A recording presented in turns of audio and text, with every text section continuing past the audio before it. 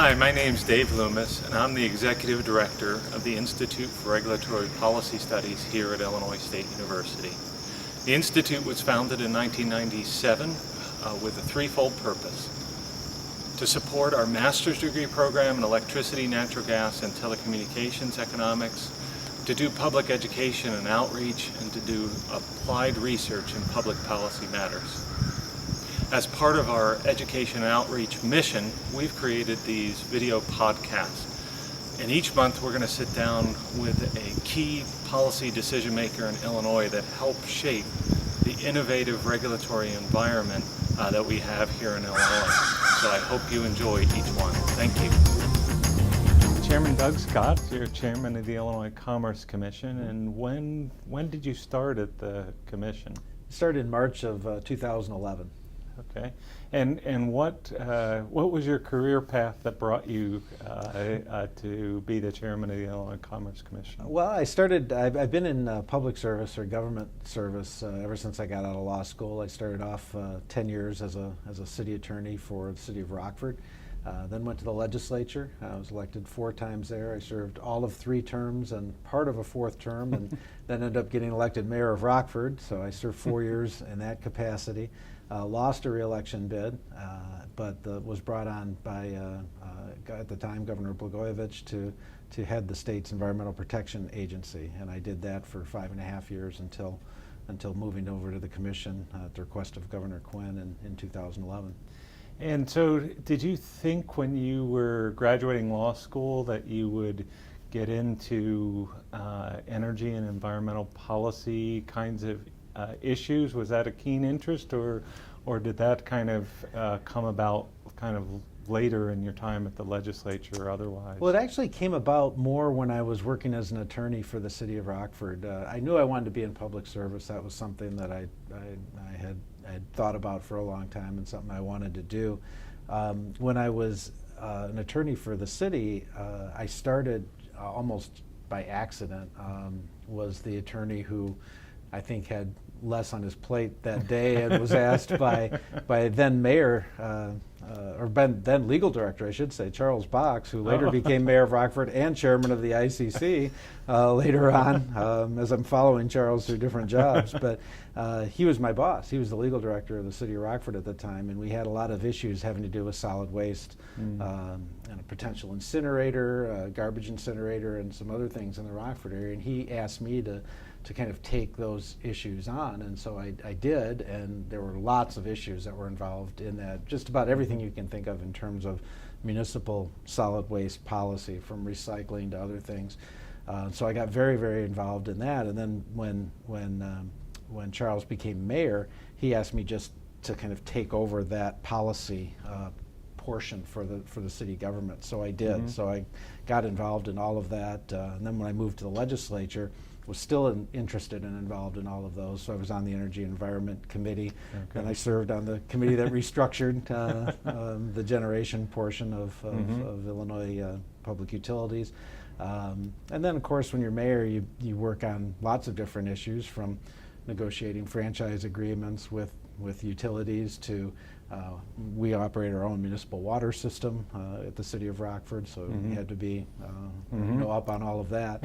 And then, so moving to the EPA was kind of a continuation of a lot of those environmental pursuits that I'd had before. And there's such a great nexus between environmental and energy law, and that I think has kind of gone under the radar a little bit. And you see in state governments, Illinois being not an exception, but it's true all over the country, that they tend to be siloed. Environmental regulators in one place, state energy offices in another place, then the PUC commissioners in a third place. And so having had that experience with the EPA, I think has been very helpful to me in this particular position, and continues to be as we talk about lots of issues that are going on nationally and that have an impact on us here in Illinois. Yeah. Now, as chairman, you mentioned that you were appointed to that position, and in some states, the Public Utility Commission is an elected position. You have any About thoughts a on third of them, I think it is, yeah. pros and cons of appointed versus elected? I think this would be a very difficult job to elect someone for. Generally, I tend to favor electing lots of people and giving people the opportunity to do that. The difficulty here is most of our job is a quasi-judicial function, so we're ruling on cases that come before us based on the evidence that's there. It's not a political decision as much as it is a judicial type decision based on the evidence that we get. And so when you inject the political portion into that, it's the same feeling I have about electing judges to the circuit court or to the Supreme Court. I understand the concept of it, but it's very difficult from a couple respects. One is we're not supposed to talk about issues that are either before us or are likely to come before us. It's very hard to campaign and talk to citizens when you can't talk to them about the issues they care about that are likely to come before you. And judges have the same difficulty as well. Even to say things like, I'm tough on crime or whatever. You see, that's a very difficult thing in a judicial campaign for people to do because you could be seen to be prejudging cases that are going to come before you. And the other part of it is, unfortunately, in our day and age, is raising money. The only people who likely would care about PUC campaigns, commissioners' campaigns, are the very people who you shouldn't raise money from in a political campaign.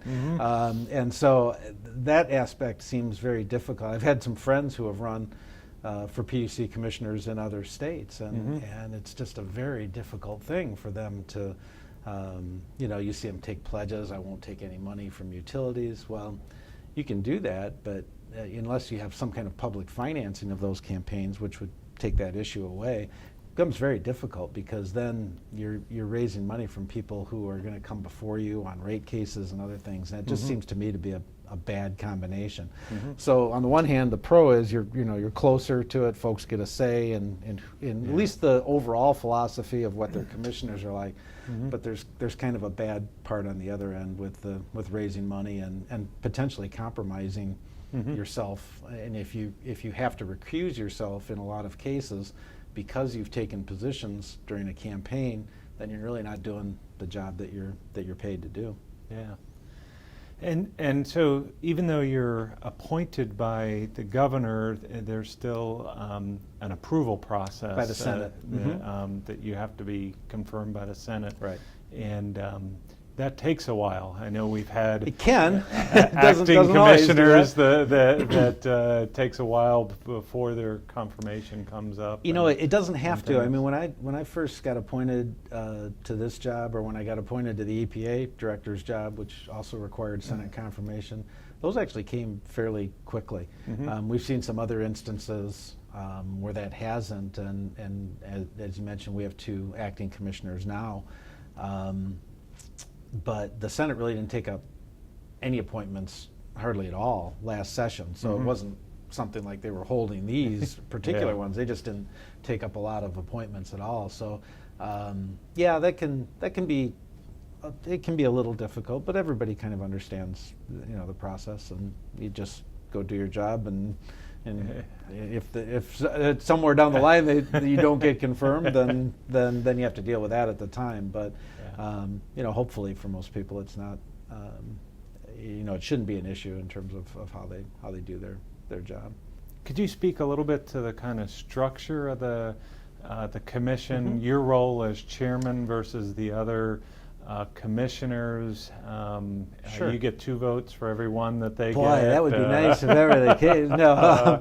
How does that it's really like work? the United States Supreme Court, where the Chief Justice is, as they say, first among equals. I have a couple of more administrative responsibilities than the other commissioners might have, making sure that the meetings, get off on time and do those kinds of things. That's really the responsibility that falls in my office. but otherwise, and chairing the meetings, obviously, but otherwise, everybody gets one vote. Everybody, everybody's opinion matters as much as everybody else's, which is the way it ought to be. But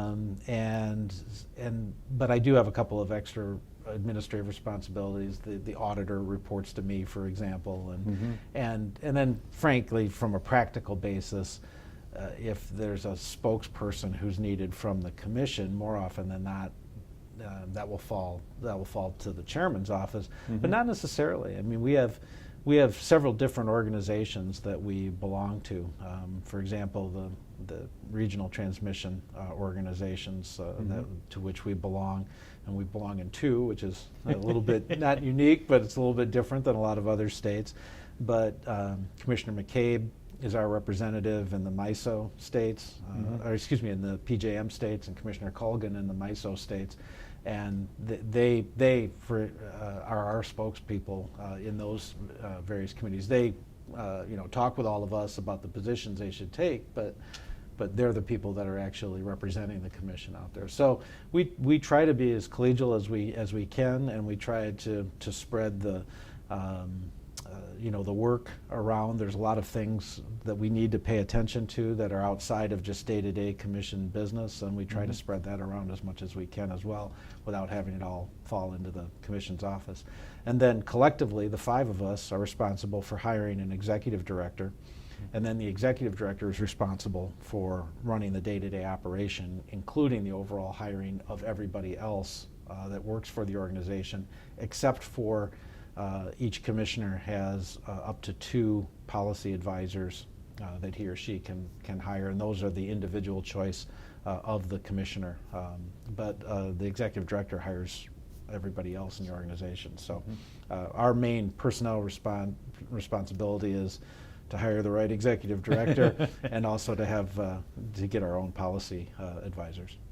And there's restrictions on how many commissioners can be affiliated with one political party, Correct. Is that correct? Yeah, and every state does it a little bit differently. Here you can have no more than 3 from the same political party. So you can have people that are of vastly different political parties, or that don't have a party affiliation, that are independent. But as long as you don't have more than 3 people from one party, that's the only restriction that we have. And so you'll see sometimes governors will need to judge that when they're making appointments to the commission, and that will shift back and forth depending on who's governor and who the commissioners are at any given time. But I think right now, we have, of course, 2 of us were elected officials, so obvious what our party affiliations were. And Commissioner Colgan also comes to the commission as a Democrat, Commissioner McCabe as a Republican, and Commissioner May as an independent. So as long as there's not more than 3 from one party. And that, for obvious reasons, meant to try to get different points of view and make sure that folks don't get disenfranchised on the commission. You said you were in the legislature when the '97 Act was passed. And part of the committee. Oh. Yeah. 2 years. Yeah. Wow, 2 years Yeah. of time.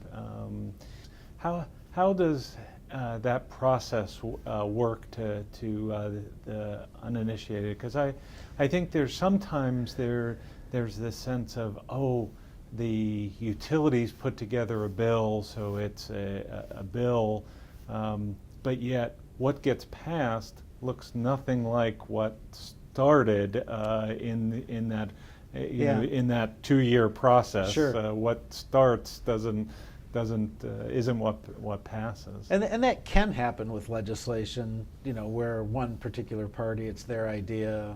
They get a bill drafted, they go find a sponsor in either the House or Senate and try to get it through the process there. So you can see it work like that, and very often people who are the most knowledgeable about the subject are the people who are working on it, out in the world, and so they're the folks that are trying to get their ideas passed through the legislature. And so you see it happen like that a lot.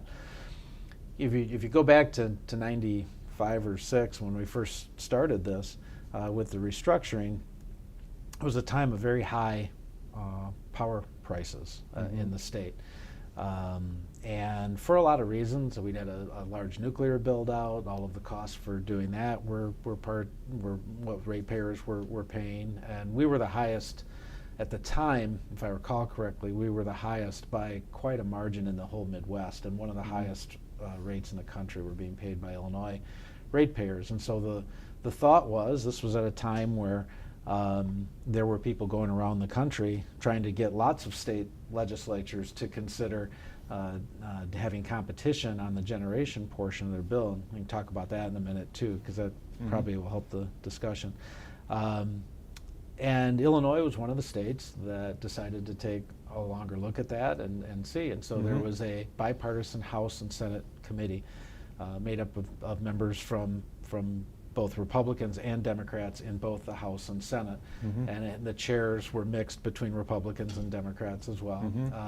And we really set about to look at the entirety of the issue. Is it a good idea if we are going to restructure and become a competitive state? What does that look like? What are the protections we need to build in? So we spent a long time doing that. We listened to a lot of experts from around the world, not just the country, about that. Some countries that had similar kinds of systems, and put together a bill that really was very different than what we had actually started with.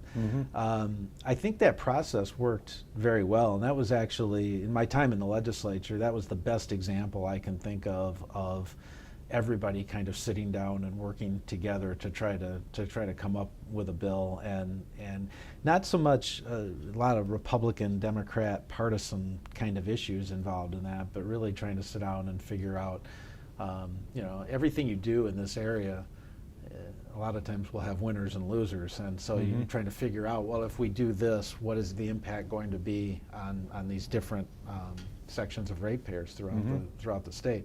So we really spent a lot of time working on that, and in the end, I think came up with a bill that, although has been tweaked a couple times necessarily over the years, but I think the framework of which held up pretty well and did ultimately what it was designed to do, which was to bring some competition in and hopefully lower some prices for the ratepayers. Part of the thing it's that although I think that's changing a little bit now because of what's happened since then, but folks didn't necessarily understand at the time kind of the three sections of what you pay for on your electric bill. You pay for somebody to generate the power, and then you pay for a company like Commonwealth Edison to bring it to you, and then you pay for also the larger transmission issues, more so than just getting from power plant to your door.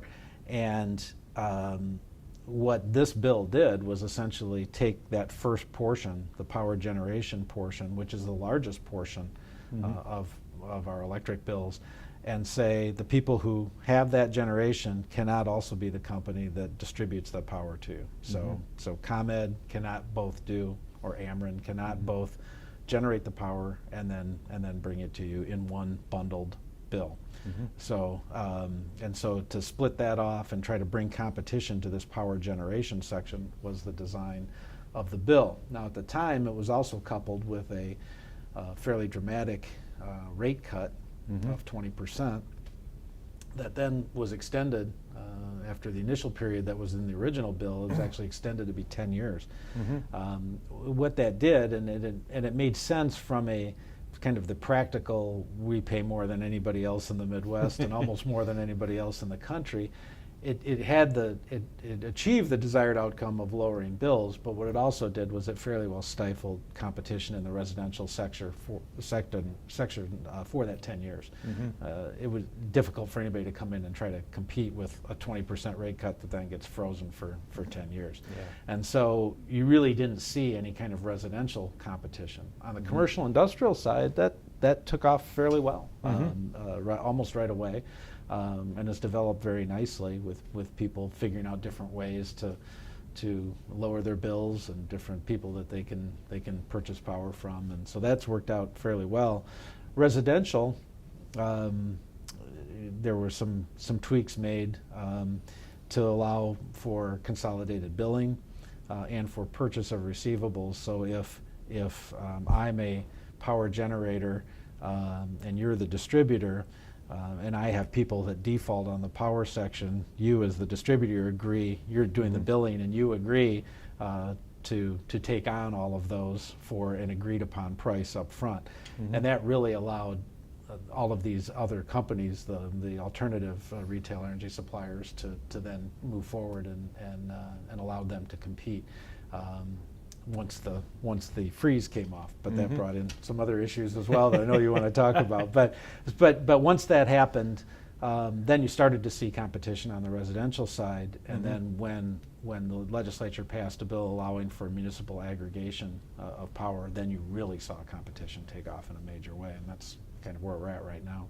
Thinking about kind of back in the mindset in 96, 97, on the residential side, I know that on the Cub side, Marty Cohen during that time was very clear on customers don't want choice, they want lower rates. I can remember him saying it, if he said it was his mantra, I think, and he just wanted that rate cut to be as big as possible. Right. So, and I think there was early proposals where it was 15%. Then it went to 18, and then it ended up at 20. So they seemed to squeeze the last little bit out of that. Right. But as you said, that has a perverse incentive for new entrants to come in and serve that market. Right.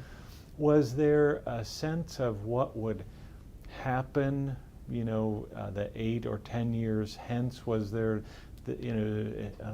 was there the sense that, oh well, as costs decline, we get the immediate rate cut, but costs will decline such that there will be some headroom for new entrants to be able to market in that space?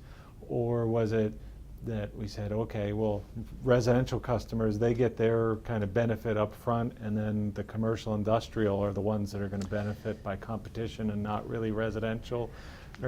Yeah, I think, and there's probably no one philosophy on this. Everybody had a different legislatures would view have, different parties would have different points of view, but I think you've summed it up fairly well. That the thought being that the commercial, industrial customers, especially the larger ones, would be able to navigate in the new world and figure out ways to make this system work for themselves.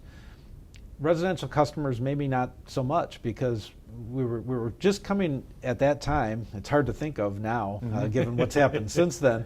But if we look back into the telecom example, which was really the only example we had of competition and changes and things like that, and competition from the phone standpoint had been in place for several years when we had started off doing this, for probably at least 10 years, I think, by the time we had started doing this.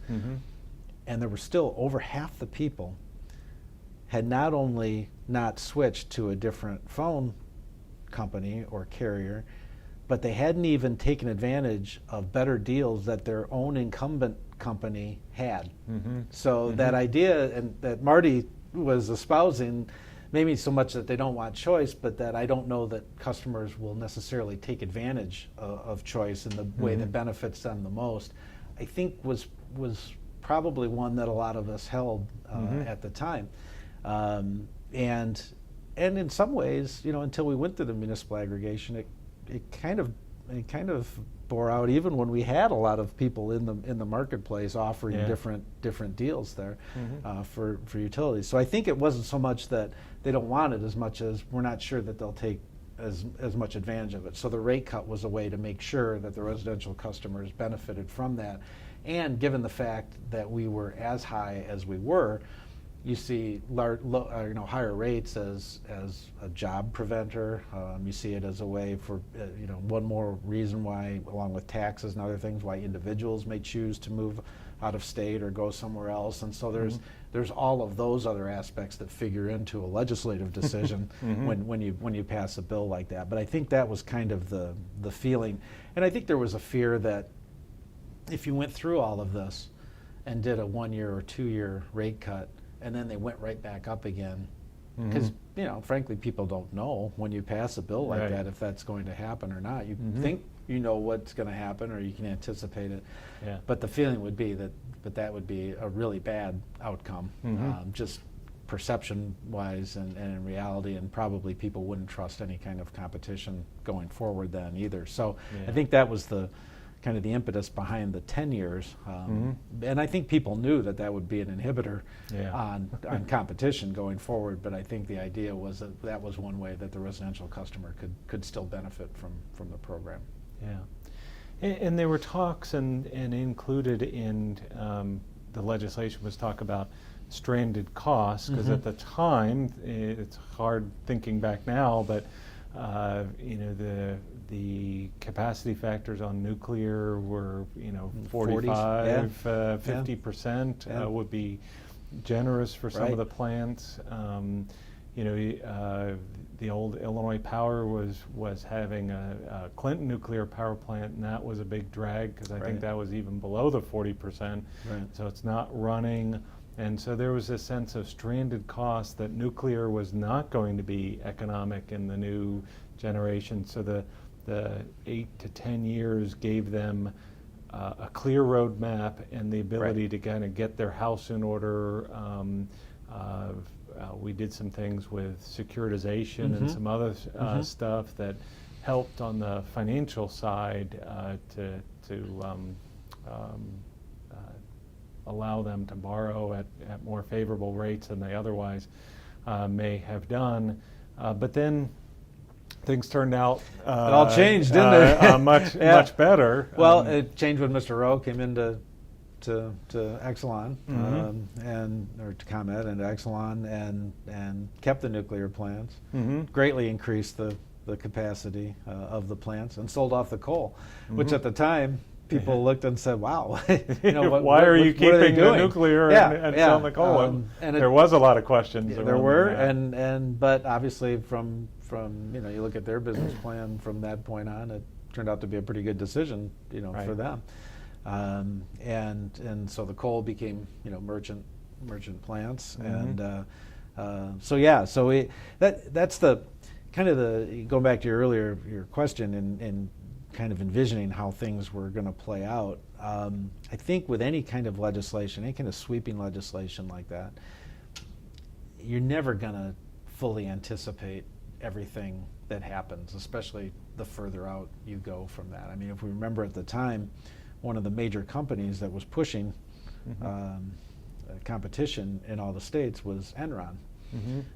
They didn't have long for the world after that. They had about 6 years left, and we didn't know that at the time either, right?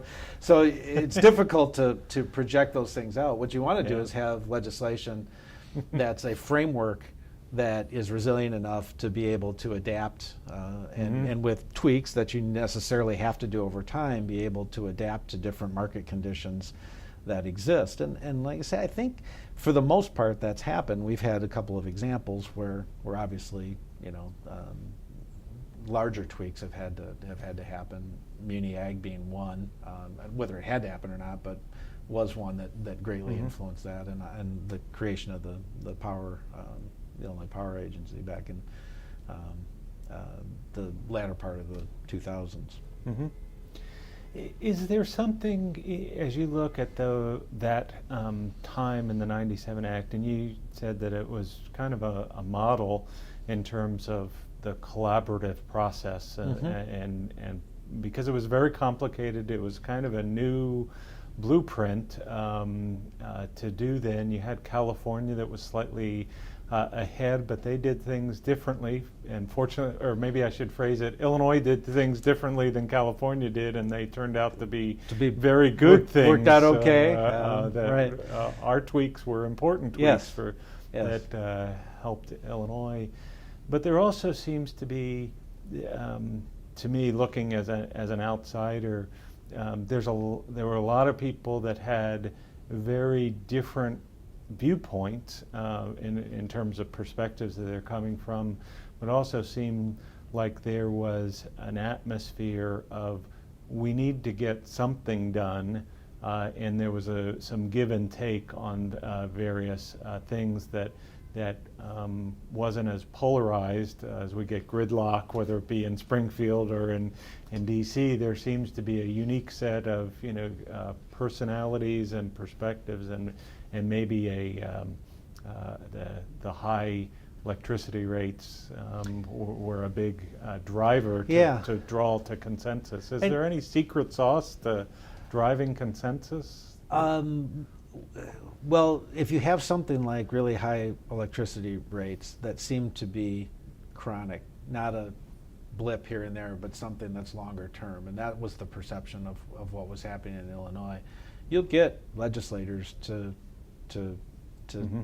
want to take action on that because they hear about it all the time from their constituents.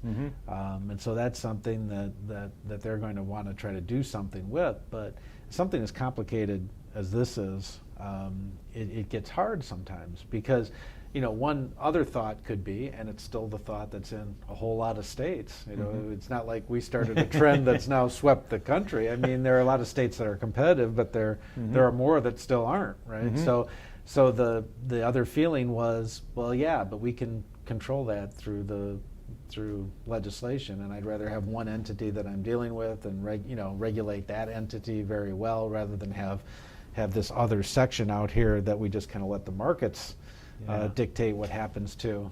That was a little scary for some people back then. And if you look at the debate on the House floor, and I should go back and do this again now, it would be interesting for me, but as I remember it, there were people who weren't necessarily, kind of saying, well, everything the utilities do is great and everything's okay, but they were saying, I'm a little more scared by what you're bringing me than I am by the kind of the devil I know rather than the devil I don't know, and that's fair. But I think that, but it was it was a different time, and at the risk of sounding like the old guy sitting on my porch, yelling at people in my yard.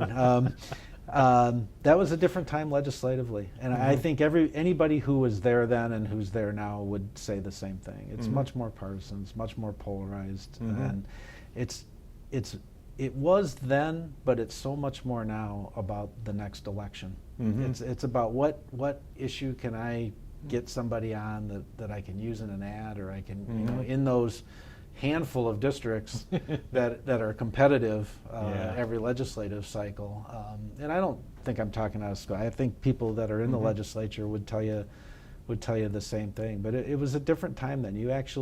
There was partisan issues, and always have been, always will be, and there was polarization, and it was still always easier to not do something than it is to do something. That's just the nature of any legislature.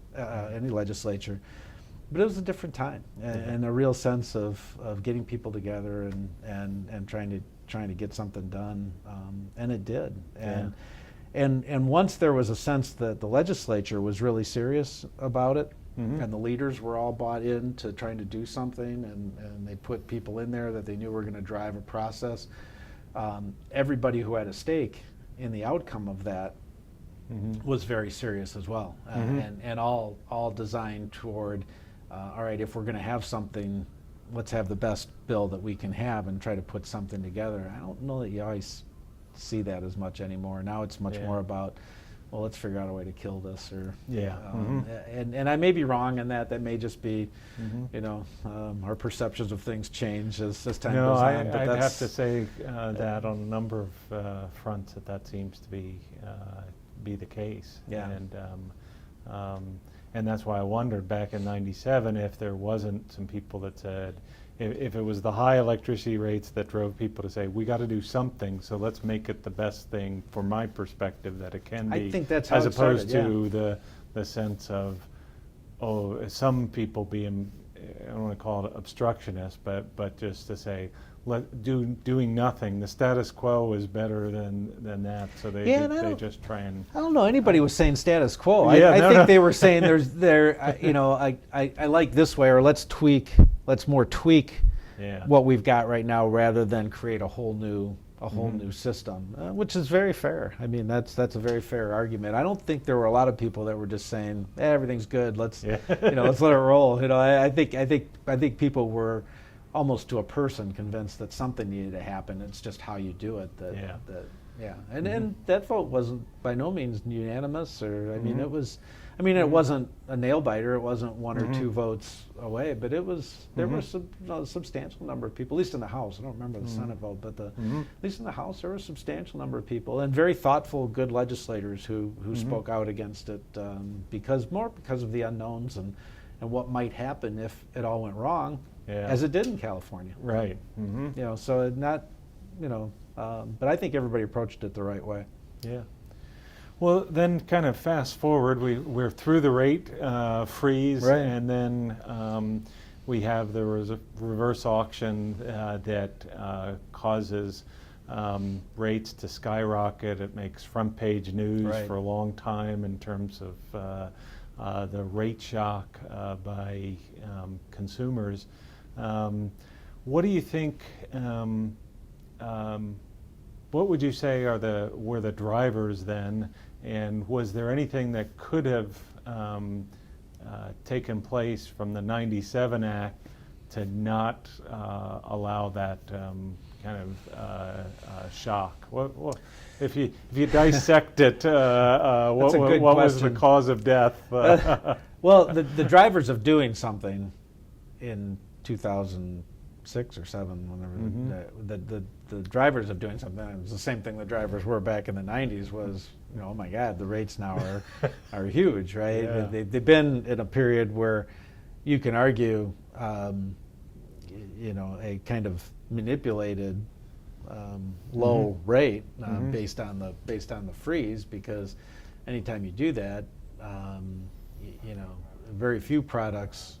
The economics are a little different now, or have been since '08. But in the period from the mid '90s to the mid 2000s, you know, there's some decent, at least the first half of that, there was decent economic expansion, and the idea that costs of anything wouldn't go up in 10 years, especially commodities as volatile as electricity and things like that, you know. Yeah. People knew that when the freeze came off, unless you reinstated a freeze or did something like that something like this was going to happen. But I think the kind of the severity and the quickness of how quickly that all came on, I think really got people very upset and obviously wanted to force a change. The good question is whether there was something that could have been done in that intervening 10 years to kind of soften it when the caps came off. And I suppose the answer is yes, but I'm not sure how palatable any of those solutions would have been, because it would have been more of a ramping or something of trying to introduce, you know, costs going up a little bit to start accounting for it, so you didn't have that great rate shock. And I'm not sure that, you know, I wasn't as close to it then. I was, you know, I was spending most of my time during the first half of the 2000s as a mayor, and so I wasn't as intimately involved with the legislature then as I had been before, obviously. But I'm guessing that may not have been, that people would have known that something like this could happen, or at least maybe not that severity, but something like it could happen. But the choices are, you know, there are maybe not as palatable because you would have had to introduce some kind of ramping or something. Right. I would guess. It might just ease the shock all at once, but you're still going to have to transition. Right. You're going to see that pent up wholesale demand has to then make it to the retail market. Right. And you didn't have, to any extent, you didn't have anybody who was in the marketplace on the residential side to offer alternative retail supply at that time. So you had the kind of like the worst of all worlds. And so maybe if they'd thought about things like you know, purchase receivables and combined billing a little bit earlier than they had, and implemented that, so you might have had people ready to play in the market when the freeze came off. Hard to tell, and it probably wouldn't have had, you know, the kind of mitigating impact you would have wanted. Something else probably still would have happened as a result of that. After the rate shock, again, a loud clamor for the legislature to do something, and then we get the Illinois Power Agency Mhm. Act as a result of that. So the IPA, or Illinois Power Agency, how does that function with the Illinois Commerce Commission? Where structurally, how do they interact, and what do the different roles happen? Two separate bodies. So the Power Agency is their own agency. For a time under the control of the governor's office. That's recently changed now and under control of the executive ethics group. Our function with them is more to approve different plans that they have, procurement plans that they have, plans where they're talking about the amount of energy efficiency that they're purchasing as part of the power mix that they're purchasing on behalf of the incumbent utilities. And so ours is really more of a it's not even really an oversight function as much as it is just a check and balance. Their plans are developed by them through a stakeholder process. They get comments, they come up with a final plan, then it comes to us to make a ruling on that, to approve it or to change different pieces of it as we like. So it's really a different organization, and they don't answer to us, but we have a role in approving or disapproving their plans. So in the IPA Act, there was a rate cut that happened versus what had been instituted. That was the rate shock. There was also a number of provisions that didn't really have to do with those rate provisions, like the Renewable Portfolio Standard and the Energy Efficiency Portfolio Standard. Any insight into how all those elements came together to be one piece of legislation, other than they all deal with the electricity market that we're now trying to fix? And recall that was at a time where there had been a lot of thought and a lot of people pushing forward for energy efficiency and for renewable portfolio standard. We also have a clean coal portfolio standard in the state as well. And I think the thought being that if the IPA is going to be created, much like with other legislation, a lot of other people have interests and it would say, well, this should be part of that as well. And so there was a strong push to include portions of EE and RE in that. I had been working during 2005, 6, and early part of 7 on the state's climate change program, coming up with recommendations, 2 of which were an RPS and a so and you an were the and an cause EE standard. of And so I think all of that is coming together in terms of the conversation of the state at the time and wanting the IPA. If we're talking about buying power and we've got a renewable portfolio standard and an energy efficiency standard, those should also be part of the agency that's responsible for procuring power at the same time. And so, and actually, I think all that's worked fairly well. It's a different model than you find almost anywhere in the country. And you always get this thing about, well, if you're drawing all this up from scratch, would you do it this way? Maybe, maybe not. But for what we have, the roles are out there, and people understand how the different pieces fit together. And for what we're trying to do in making sure all of those different pieces of public policy get enforced, RE, EE, I think it works. Well, your time at the Illinois EPA, Nat, was also at a critical juncture, as you said, as we think about environmental protection, and especially as it relates to our generation, our electric utilities. What did you see happen during your tenure at the IEPA in terms of its impact on generation? Yeah, actually quite a bit. And again, that kind of gets back to that piece we were talking about where things get siloed. And so the US EPA and how we function here in Illinois, as is the case with many states, the Illinois EPA in terms of air policy and in terms of water policy are basically doing the federal government's role. So the federal government delegates to certain states the ability to enforce the Clean Air Act and the Clean Water Act and the Safe Drinking Water Act at the local level. And so a lot of the policies that you see will be states implementing different federal programs that are out there, but you can always do more.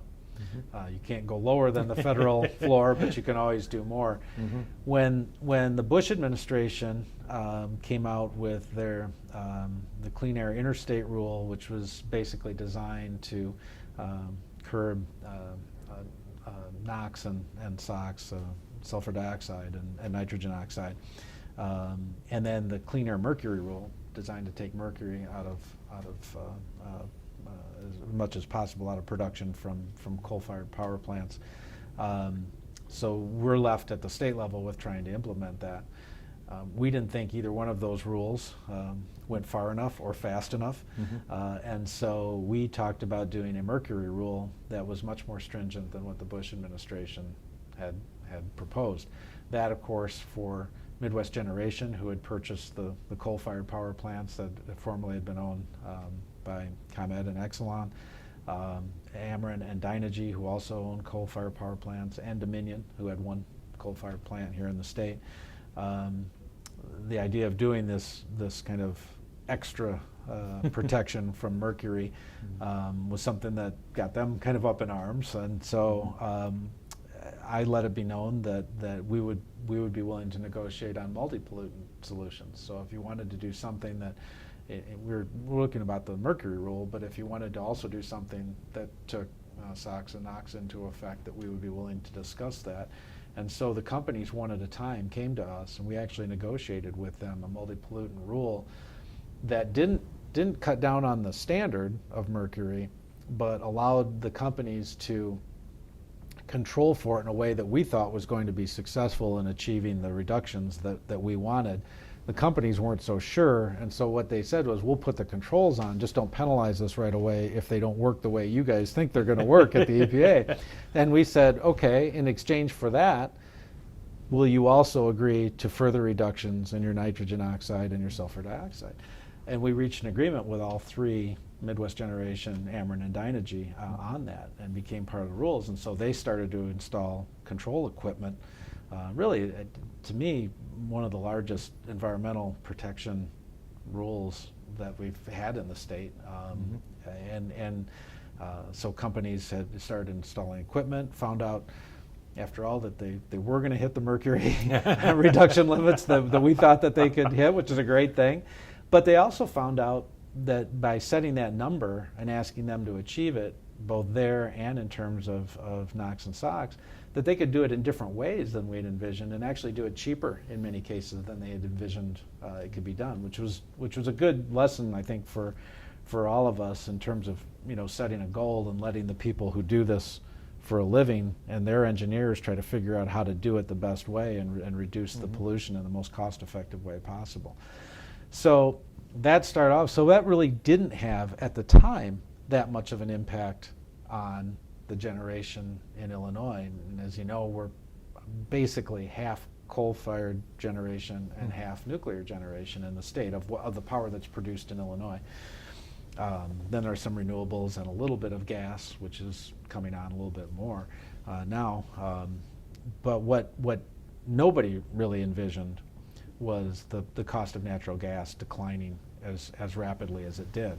And so the combination of extra control equipment for the coal-fired plants, and which means higher costs for them, obviously, and lowering gas prices meant that when these companies are trying to bid their power into markets, try to get people to purchase that power, they were losing out very often to gas. And so the cost for them was coming down in a way that they were being paid so that it was non-economic for them to do that. And that's what you're starting to see, not just here, but all over the country. And that's what's led to a lot of coal retirements.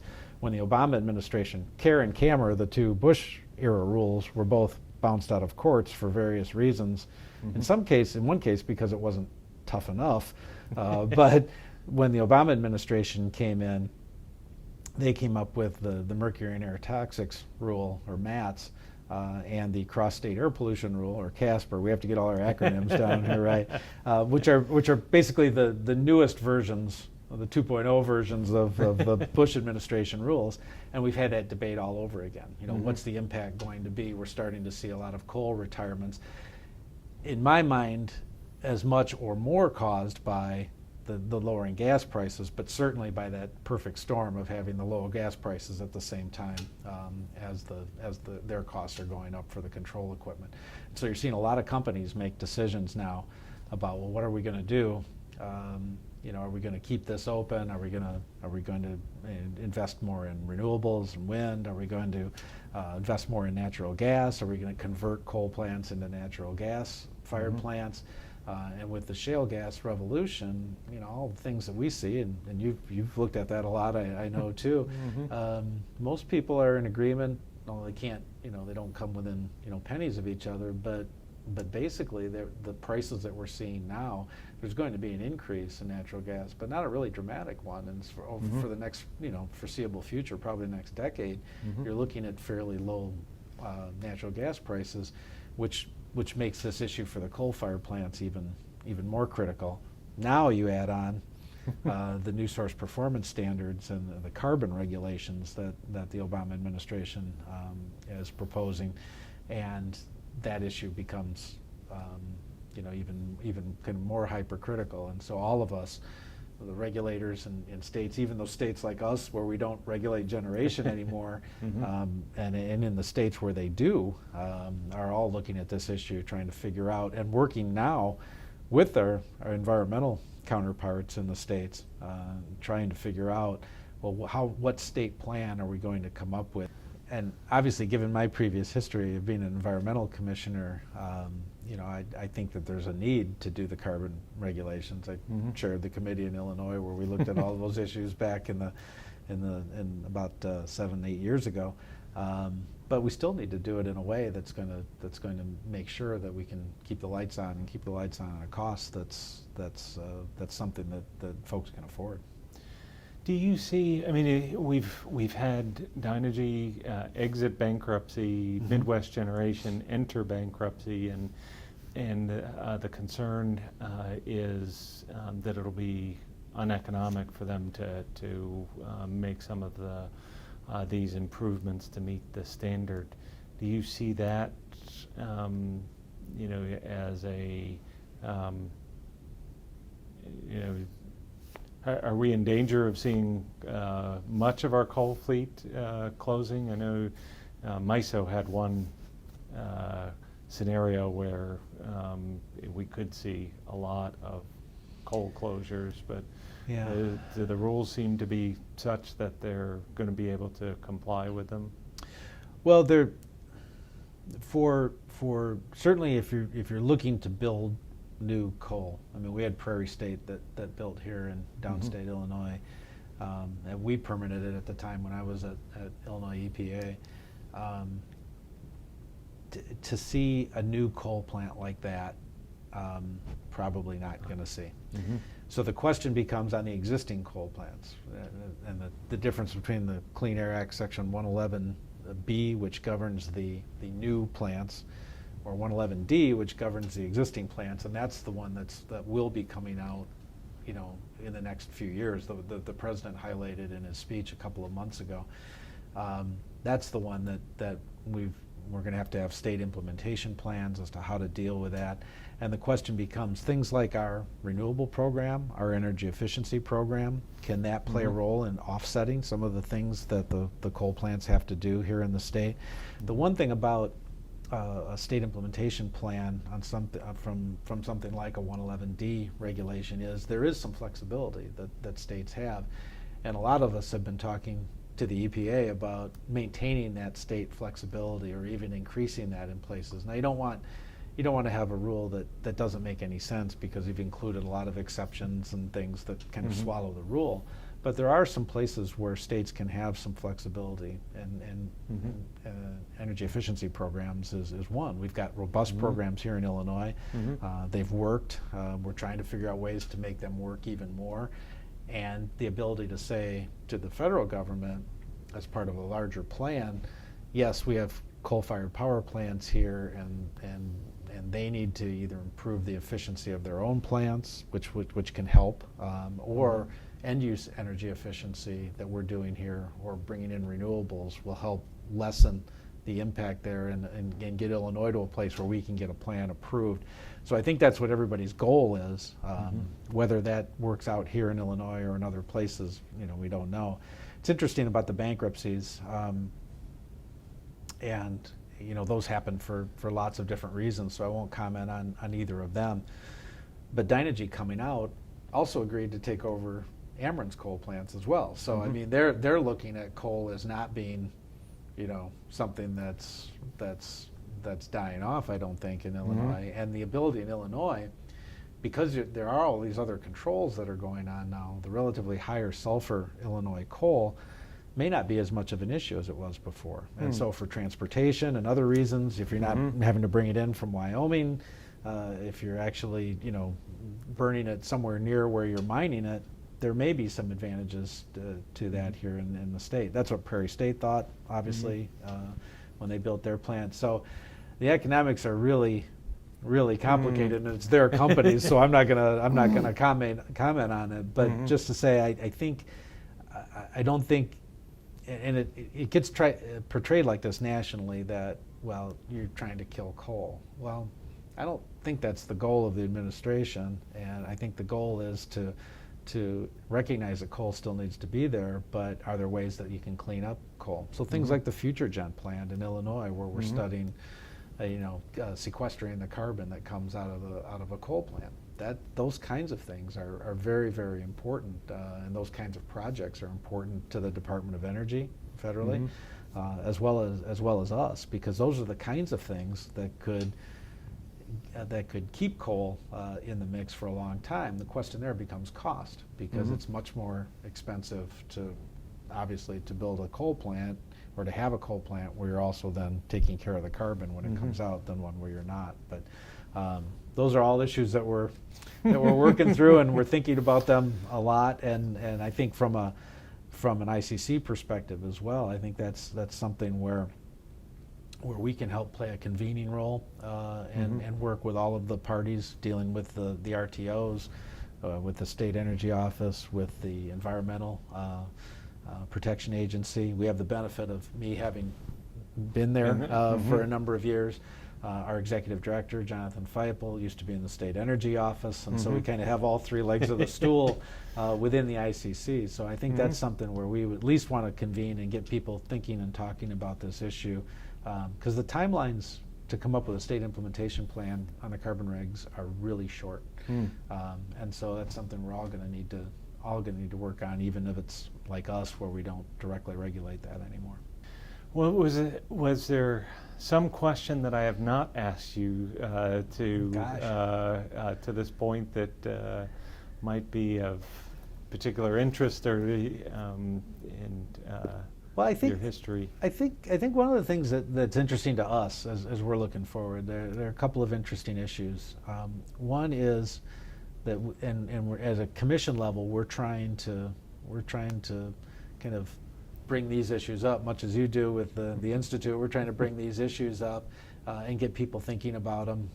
One is, can we expand our energy efficiency programs? We tend to think, kind of anecdotally, that there's a lot we're leaving on the table.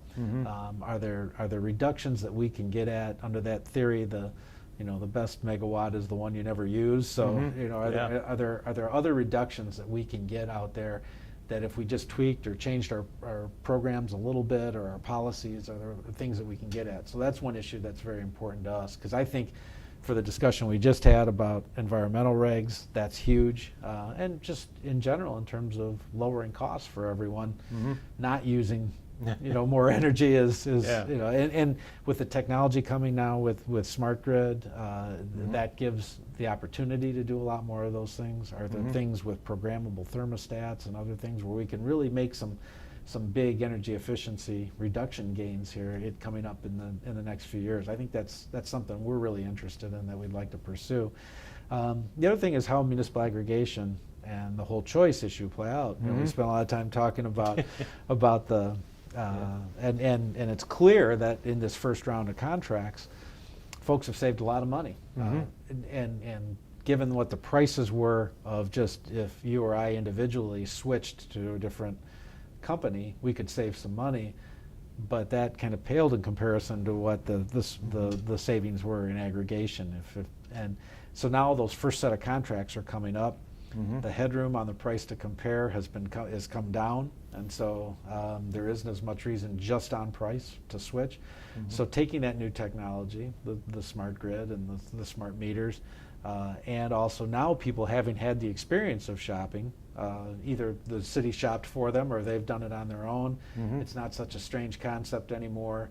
What will the consumers be looking for? What will the municipalities be looking for in these next contracts? And so that to us is a fairly fascinating area as well, because getting just beyond price and getting into designing more programs that may be beneficial to a certain group of consumers is something to look at, as is the growing trend, which is huge and may be another game changer for the industry, of distributed generation, folks putting their own solar panels on their place or putting it on their own store.